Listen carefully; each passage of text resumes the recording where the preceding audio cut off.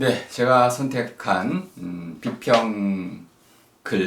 비평문의 주제는 채만식의 작가에 대한 작가론입니다. 저는 채만식을 아주 좋아합니다.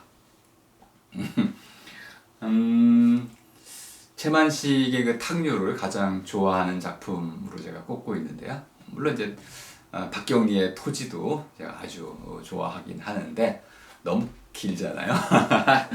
어쨌든 채만식의 이 탁류라는 작품을 제가 중심으로 해서 민족의 죄인이라는 작품까지 해서 과연 채만식이 친일 작가로 이렇게 오해를 받고 있는 듯한데 이러한 평가, 이러한 비평이, 이런 감매김이 정당한 것인지, 정당하다면 어느 정도 정당한 것인지, 아니면 좀 부당하다면 왜 부당한 것인지, 부당할 때 그러면은 채만식은 어떤 작가로 분류가 돼야 되는지 이것도 한번 고민해보는 그런 시간을 갖도록 해보겠습니다. 뭐 간단히 채만식의 이런 삶에 대해서는 이렇게 정리를 해드렸습니다. 일단 가장 중요한 내용은 그가 일제강점기의 작가였다는 것입니다. 일제강점기, 자기 말로 또 자기 글로 글을 쓰는 것이 점점 어려워지고 검열을 받고 탄압을 받고 또 사상적으로도 이런 특정한 일제 군국주의, 천황제 이런 것들을 옹호하도록 강요를 받는 지식인에게는 가장 어두운 시기라고 말씀드릴 수 있겠죠. 자기의 양심과 지적인 모든 정열을 바쳐서 작품 활동을 하는 그런 작가들에게 그런 자유를 빼앗아간다는 것은 최고의 형벌이라고 볼 수가 있습니다. 그 시기에 작가였다. 이 하나의 사실만으로도 그의 삶이 얼마나 치열했을 것인지를 충분히 이해해 볼 수 있습니다. 그 가운데 제가 이제 탁류를 좀 소개를 좀 해 드릴 텐데요. 탁류라는 이 표현 자체가 흙탕물이란 뜻으로 우리가 이해되는데요. 강물이 우리가 지난번에 우리 이번 여름이 아주 홍수가 많이 나고 그랬잖아요. 피해가 많고 구례 이런 데도 뭐 정말 엄청난 피해가 일어났는데 흙탕물이 범람을 하게 됩니다. 뻘 같은 것이 쌓이게 되고 자 해서 사람들의 삶이 아주 힘겨워지는 것이죠. 이런 탁류의 반대말이 청류입니다. 맑은 물, 샘물은 맑은 물이죠. 맑은 물들이 흘러내려와서 모이는데 어느 지점에 갔더니 그것이 흙탕물이 되더라. 흙탕물은 마실 수도 없고 그리고 모든 것들을 집어삼키는 이런 악의 세력으로 바뀌는 이런 것을 상징하는 것입니다. 일제 강점기를 떠올리시면 쉽게 설명을 합니다.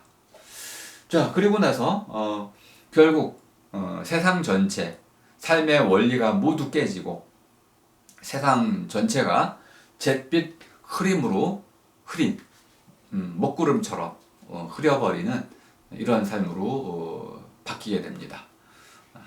물론 레디메이드 인생으로 널리 알려져 있겠지만 이제 교과서 작품 때문에 그렇죠. 태평천하 이렇게 해가지고 일제에 대한 강한 비판을 심을 수는 없었습니다. 그 자신이 글로 먹고 살아야만 됐기 때문에 그런 시대적인 한계 안에서 자신의 작품을 이제 교묘하게 내용적으로 숨겨야 하는 이런 어려움이 있었다고 저는 그 고민을 충분히 공감하고 있습니다. 암울한 시대의 지식인이 글로써 먹고 살아야 하는 것이 얼마나 고통스러운 것인지 절감하게 되고요. 탁류에 대한 소개는 제가 간단히 이렇게 글로 대신해 놨습니다. 여기 나오는 주인공은 초봉이입니다. 초봉, 첫 번째 봉오리란 뜻입니다. 그러면 뭐 두 번째 봉오리도 있겠네요. 작품 속에서는 개봉입니다. 개봉이라는 것은 닭 울음소리를 뜻하는 것인데요. 닭이 우는 봉오리, 그러니까 새벽을 뜻하는 것이군요. 그러니까 새로운 아침을 일깨우는 신여성의 대표주자로 초봉의 여동생 개봉이라는 이름을 부여했다는 걸 알 수 있습니다. 그러니까 초봉은 순결을 상징하고 그런 의미에서는 좀 겁탈당하는 이런 운명을 타고났다 이렇게도 암시를 하고 있습니다. 그리고 그 아버지 정주사는 별 볼 일 없는 그런 인물로 묘사가 되게 됩니다. 어머니는 자녀를 사랑하는 그 마음에서는 조선의 여인이지만은 결국 시대를 읽고 그 안에서 가정을 좀 올바르게 이끌어가는 이런 역할을 하지 못하게 됩니다. 이런 어떤 그 이제 가정사 안에서 초봉이는 기구하게도 이런 고태수라고 하는 이제 한 그 이제 남봉꾼 아무튼 그리고 이 고태수에게 이제 그 아버지가 넘어가게 됩니다. 장사 미천을 대주겠다 하는 이 한마디 말에 홀라당 넘어가서 자기 딸을 고태수에게 넘겨주는 이런 이제 일종의 어떤 악행을 저지르게 되죠. 여기부터 이제 초봉이의 운명이 이제 꼬이게 됩니다. 고태수와 이제 결혼하면서부터 초봉이의 인생은 자기의 자율성, 자기가 좋아하는 사랑하는 남승재와 결혼하지 못하고 부모가 이제 맺어주는 이러한 이제 그 이제 고태수와 결혼하면서 또 자기의 이런 주대, 자기의 주체성을 제대로 세우지 못하면서 결국은 시대의 이 탕류 속에 휘말려 들어가서 자신의 모든 것을 잃어버리게 되는 이런 비운의 여인으로 전락을 하게 됩니다. 이걸 제가 간단히 이렇게 정리를 좀 해봤습니다. 요 가운데 초봉이가 들어있죠. 나오미, 나오는 사람들을 제가 나오미라고 쓰고 있는데 나오미의 바퀴살을 한번 만들어 보면 주인공이 초봉입니다. 근데 이 초봉이 제가 보기에는 조선을 상징하는 인물입니다. 그리고 초봉의 운명처럼 조선은 몰락의 길로 치닫고 있습니다. 한마디로 절망 상태에 놓여 있습니다. 이 초봉을 이제 결혼하고자 했던 초봉이 결혼했던 그 남자 고태수는 기본적으로는 청나라 당시의 중국을 상징한 인물로 볼 수 있겠습니다. 이 고태수는 결혼 전에도 이렇게 난봉꾼이었지만은 결혼한 이후에도 간통하는 이러한 아주 못된 놈이라고 묘사가 되어 있습니다. 하지만 고태수는 초봉을 첫눈에 반하게 됐습니다. 초봉이 이제 신학교라고 하는 S 학교를 졸업한 이력이 있기 때문에 그런 남자들의 선망의 대상이 됐었습니다. 그것 때문에 이제 고태수가 이제 초봉을 이제 이렇게 자기 아내로 이제 삼게 됐고요. 그런데 요 고태수와 같이 어울려 다니던 장형보라는 또 하나의 주인공이죠. 그래서 크게 좀 크게 해놨는데 장형보는 한자로 보면은 장형 백대의 그 곤장을 이제 맞아야 할 그런 놈이다라는 곤장 백대를 맞을 만큼 악한 놈, 악당, 몹쓸 놈 이렇게 볼 수가 있겠습니다. 이건 일제 군국주의를 얘기하는 겁니다. 그리고 장형보는 고태수가 결혼한 초봉을 마음속으로 흠모하고 사랑했기 때문에 고태수의 간통을 이제 들통나게 해가지고 그 간통한 유부녀의 남편이 고태수를 때려 죽이도록 만들어서 결국 고태수를 죽이고 그날 초봉이를 이제 겁탈하게 됩니다. 그래서 초봉이는 같은 날 남편을 잃고 장형보에게 겁탈을 당하고 그리고 나서 자살을 결심하다가 이것을 포기하고 서울로 무작정 상경을 하게 되고 그 기차 안에서 아버지의 친구인 이제 박재호를 만나게 되는데 이 박재호는 그 시련에 빠진 이런 자신의 그 친구의 딸을 돌봐주려고 하기는커녕 또 흑심을 품고 자신의 첩으로 삼아서 이제 서울로 데려가서 같이 살게 됩니다. 그리고 나서 거기서 이제 송이라는 딸을 하나 낳게 되는데, 이 초봉이가 박재호의 첩짓은 안 하고 딸 키우는 데만 몰입하게 됩니다. 그래서 좀 둘 사이가 멀어지는 그 찰나에 장영보가 갑자기 나타나가지고 이 둘 사는 집에 찾아와가지고 박재호에게 이 송이는 내 딸이다 하고 우기면서 이제 딸을 내놓도록 요구를 하게 되고, 박재호는 얼씨구나 좋다 하고 장영보에게 초봉과 그 송이를 넘겨주고 이제 떠나가게 됩니다.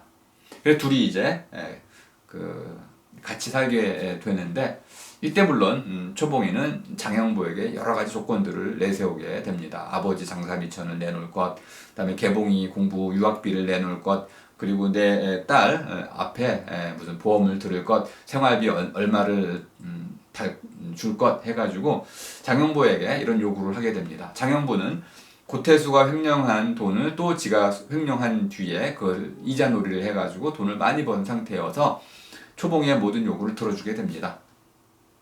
돈으로 초봉이를 사게 된다는 걸 알 수 있습니다. 어쨌든 이런 하나의 큰 흐름을 이제 보여주고 있는데, 결론 부분을 말씀드리면 초봉이가 이제 장영보에게 밤낮으로 이제 이런 부부 사이이지만은 강간을 당하는, 강제로 이런 그 성관계를 이제 요구받고 그걸 거절할 시에는 그 딸을 마구 두드려 패는 이런 만행을 저지르는 바람에 이제 초봉이는 이러지도 못하고 저러지도 못하는 상황에 놓이게 되고, 그래서 끝내 다시 한번 자살할 생각을 이제 굳히게 됩니다. 그런 사이에 다시 장영보가 딸을, 자기 송이 어린 딸을 때리는 것을 보고 초봉이가 순간 분노해서 장영보를 발로 차고 명치를 때리고 사타구니를 치고 해서 실신시킨 뒤에 분이 안 풀려서 이제 돌로 된 맷돌을 가지고 장영보를 내리 찍어서 결국 장영보를 죽이게 됩니다. 그러면서 그 끝나는 장면에 이 남승재와 개봉이 둘이 결혼을 약속하면서 등장했는데, 그 상황에서 초봉이가 자기 첫사랑 남승재에게 내가 교도소 갔다가 돌아올 때까지 기다려 줄 것인지를 묻게 되고, 그때 남승재는 다녀오라고 이야기를 하게 됩니다.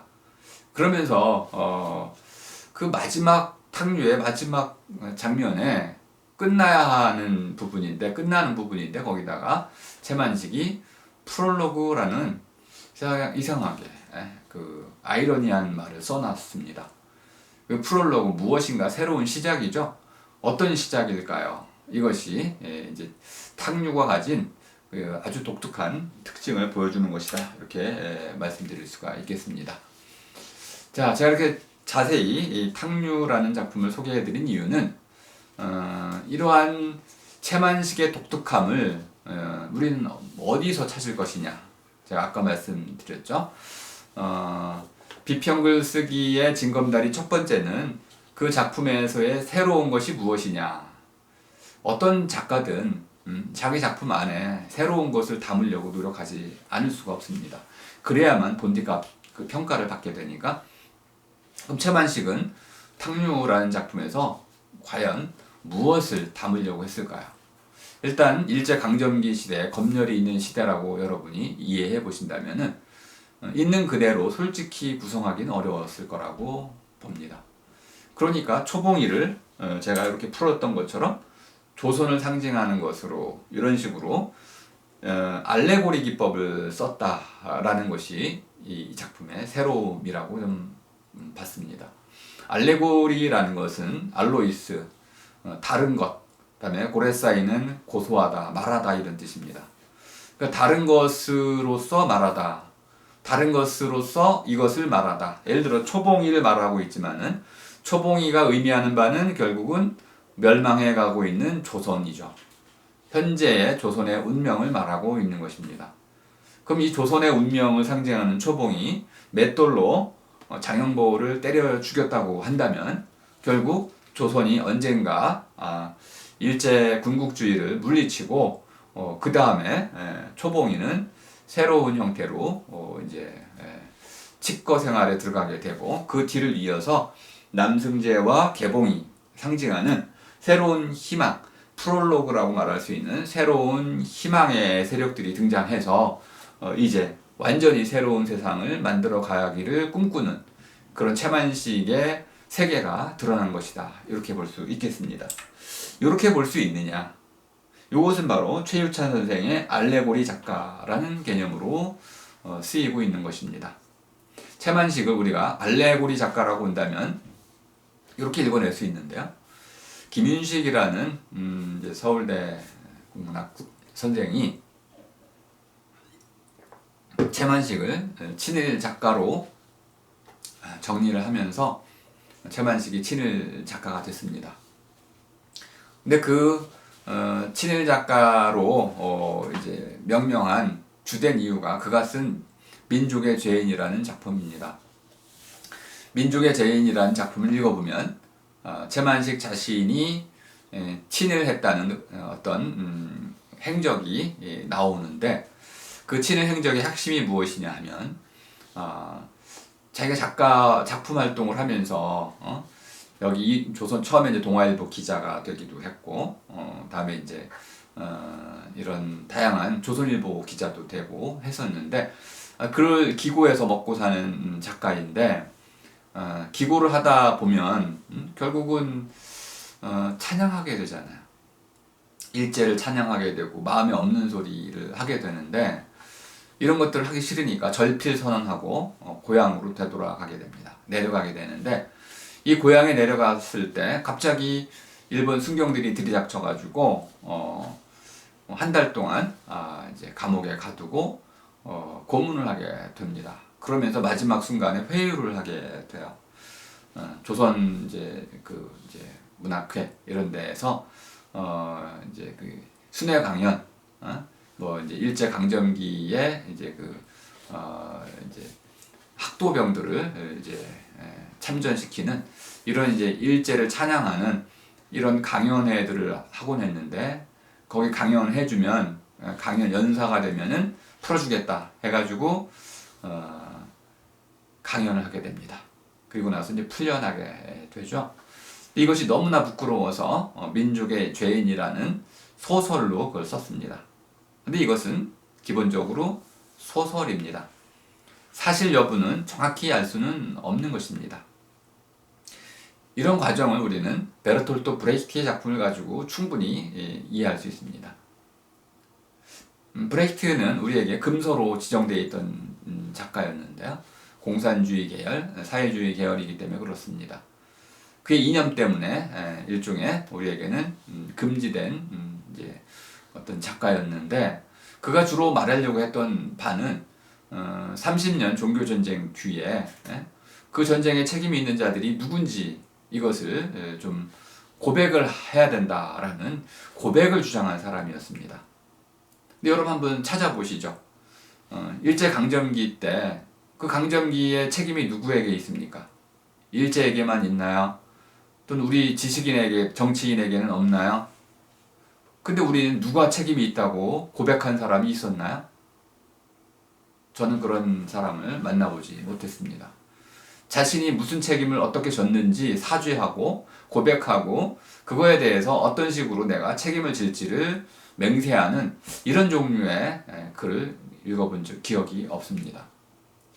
채만식이 민족의 죄인이라는 소설을 통해서 그 작업을 했습니다. 내가 이런 식으로 친일을 했다네. 근데 그것은 소설이었습니다. 사실인지 아닌지는 밝혀봐야 되지만 적어도 작가로서는 아주 중요한 증언으로서의, 증거로서의 또는 고백으로서의 용기 있는 작품을 썼다라고 저는 생각을 합니다. 자, 이랬을 때 과연 그 작품을 여러분들은 어떻게 읽어야 된다고 생각하십니까? 단순히 마치 역사적인 기록물로 읽으셔야 되겠습니까? 아니면 그렇게 수많은 친일을 했던 지식인들을 대표한 하나의 고백록으로 보셔야 되겠습니까? 근데 이것을 기본적으로 우리가 이해하기 위해서는 채만식이 그 당시 일제강점기 시대에 채택했던 그 문체, 알레고리라는 것을 인정할 것이냐 말 것이냐, 이것을 그의 본디값으로 볼 것이냐 아니면은 그냥 흥정값으로 볼 것이냐의 정도의 문제에서 시작을 해야 됩니다. 그리고 저는 제가 이제 이건 올려드리니까 최유찬 선생의 이런 알레고리로서의 채만식의 그 문체를 존중해야 된다고 생각을 합니다. 반면에 이제 임원영 선생은 채만식이 이제 여인전기와 같은 이런 방식을 읽어보면 탕류도 마찬가지고 지나치게 시어머니 그리고 일종의 이제 그 일제 군국주의라고 하는 그런 기존의 가치관 이런 것을 전적으로 찬양하고 또 거기에 순종하는 이러한 며느리의 모습들을 통해서 일제를 찬양한 그런 친일 작가였다라고 주장을 하고 있습니다. 그래서 마치 채만식을 양서동물로 비유를 하고 있습니다. 양서동물이라는 것은 이럴 땐 물에 들어가서 물고기처럼 살고 이제 뭇에 올라와 가지고는 이런 뭇동물처럼 또 사는 이런 친일 파시즘의 이제 일종의 내면화되는 하나의 과정을 소설로 잘 그려내고 있다. 그래서 군국의 어머니로 변신하고 있는 진주 이런 모습을 리얼하게 사실적으로 묘사해냄으로써 우리 이제 친일이라는 이런 그 내용을 아주 짙게 드러내고 있다. 그리고 조선 백성은 결국 가정 본위 이것을 이제 일본 본위로 이제 오버랩 시켜가지고 일본의 이런 이상을 우리가 추종해야 한다. 그래서 친일적 요소가 뚜렷하게 드러나 있다. 곳곳에서 채만식의 작품에는 온갖 친일적인 요소들이 들어있고 이 친일적 요소의 핵심으로는 구식 어머니 이런 시어머니의 모습으로 잘 드러나 있다. 그래서 시어머니를 결국 진주가 따라가는 이런 모습, 나중에 복종하는 모습을 통해 가지고 채만식의 가치관을 잘 볼 수 있다라는 것입니다. 판단은 여러분 스스로 해보시기 바랍니다. 저는 이제 유튜브에서 제가 이렇게 어떤 채만식의 작품 세계를 좀 더 자세히 좀 했습니다. 자, 2부를 좀 이 정도 정리를 해드리겠습니다. 자, 그러면은